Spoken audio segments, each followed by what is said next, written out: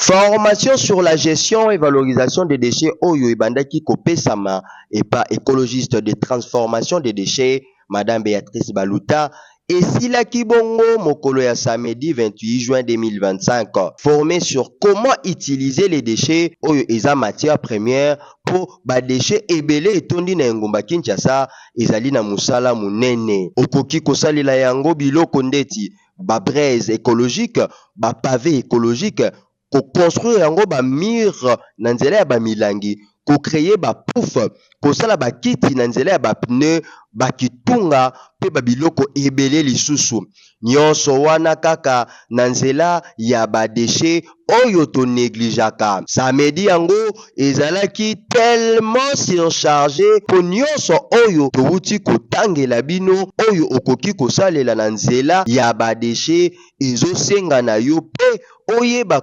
calculer malamu ba kilomètre ya ba matière carbonisée quantité ya ba litre d'eau ba pourcentage ya ba lien argile pe amidon bolanda sikoyo tango bazo valoriser ba déchets en plastique.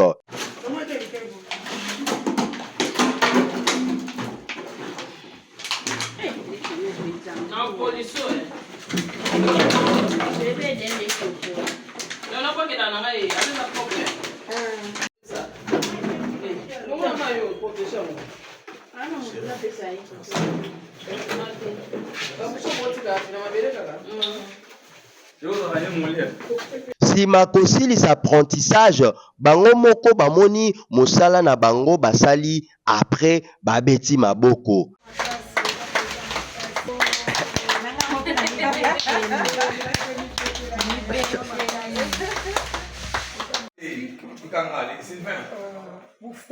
Pour fabriquer des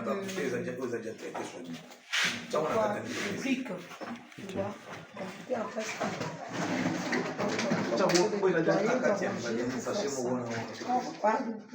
Pas trop de briques, mais des talettes. Voilà, pour fabriquer. Hier, on avait fait, on a commencé avec le charbon à base de feuilles, des triplettes, le papier. Voilà, c'est ça. Donc on a commencé avec ça. Aujourd'hui, on continue ça avec des charbons. Maintenant, on va arranger un peu, on essaie un peu de voir comment on va arranger le bouteille en plastique pour qu'on fabrique des galettes. Donc c'est un peu ça. Donc c'est gratuit aussi. Il faut donc, là aussi je peux dire ça, c'est gratuit. Mais il y a peu de gens. Nous sommes au nombre seulement de 10. Même pas 10 aussi, si je ne me trompe pas. 7 ou 8. Mais c'est gratuit. Bien aimé. Je suis un enfant de Dieu. Moi, pour dire qu'il faut toujours venir apprendre. Parce que si tu veux être entrepreneur, sans pour autant avoir un métier, sans pour autant avoir tout cela pour se débrouiller, ce n'est pas bon. Il faut toujours apprendre que tu évolues, pour que tu te prennes en charge. C'est un peu ça. Avec de telles formations, si je lance l'appel au gouvernement de la République de soutenir de telles initiatives, parce que lorsqu'une personne a pris une bonne idée pour contribuer au développement de la société, alors c'est très important que le gouvernement puisse aller aider cet homme-là ou cette dame-là et puis que le pays puisse aller de l'avant. Notre jeunesse est une jeunesse morte. Or, la jeunesse, c'est ce qui succède le pays. Ce sont eux qui prennent la relève. Bon, c'est ça.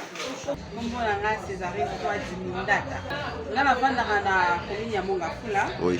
Mais awa tozana commune Njili na yeko na formation il y a tobandaki il y a de cela 2 jours passés, non 3 jours passés, le 3e jour de défaut.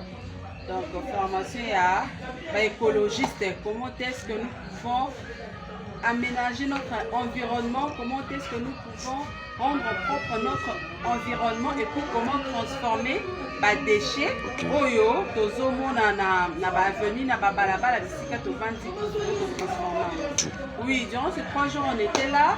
Le premier jour c'était la théorie, partie théorique. Le deuxième jour on a fini avec la partie théorique et puis to vandi la partie pratique pour chuter le long la partie pratique. Bon, durant ces 3 jours de formation, ça a été vraiment très bénéfique pour moi particulièrement parce que j'ai appris comment fabriquer le braise grâce à des déchets au yotoboa kaka, grâce à feuilles, grâce à des corses pour transformer pour que éco ma presse oyo to lambelaka et pas la biso chaque jour pour te éviter na coco sur le côté courant. Et puis à part le braise, il y a aussi le pavé oyo zo sunga biso ko embellir ba mamda kuna biso ba bureau na biso bisika tozali. Alors vu le moyen, si on n'a pas la possibilité d'acheter, on peut le fabriquer nous-mêmes. Donc, formation et sur ma coquille, grâce à des déchets autoniques, grâce à ma plastique, grâce à ma chasser à ma casa, de coquille pour transformer en eau pour obtenir babiloko auto salelaka chaque jour. Na suka ya masolo nyonso, l'écologiste de transformation des déchets, Madame Béatrice Baluta, azangaki te pe maloba ya koloba.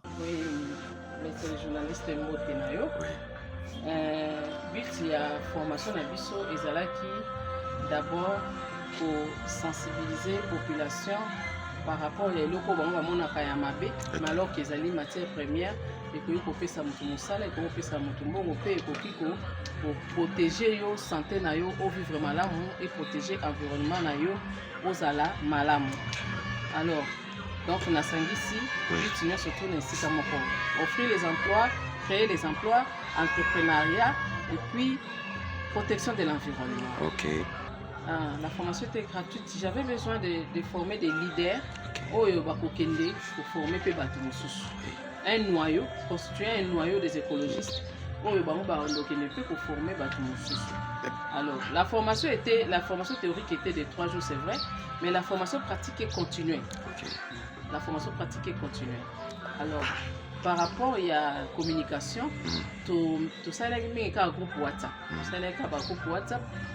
Communiquer. On n'a pas sensibilisé toute une grande masse de la population, non. Mais tout message là, en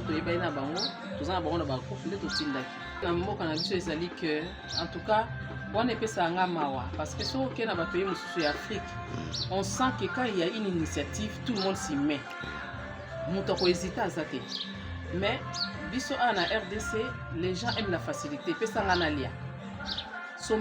Mais pendant qu'il demande, lui-même ne sait pas gérer les déchets qu'il va produire. Donc, tobengi batubaya ebele, mais nde balobaka, babenga mibaza ebele, mais bapona mibaza mokeya. Je savais, j'ai présenté ça, je savais que dans cette formation ebele, na yebi ke na suka totika la toujours na un petit noyau. Oui. Alors, ebele bayaki bayoki théorie, le quoi ezaki ma mpe il faut koma parce que ezaki moi un peu formation moi makasi. Oui oui. Et singela ko koma ba msusu difficulté ko koma une sonia keina. OK. Nzoka net temps ota la pratique ozokanga mbala moko même sans que okoma okoki ko saler. Bon, on continue. Oui. Aujourd'hui, on a terminé avec la braise écologique. Oui. On a fait les pavés écologiques. Toyekoli ko tonga mur na milangi.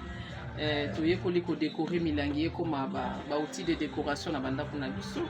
Donc maintenant, on va continuer à fabriquer des toyekola épée pouf, c'est vrai, mais on va continuer maintenant à produire des poufs, à produire des chaises à l'aide des pneus, à produire des grandes quantités de la braise écologique et ainsi de suite.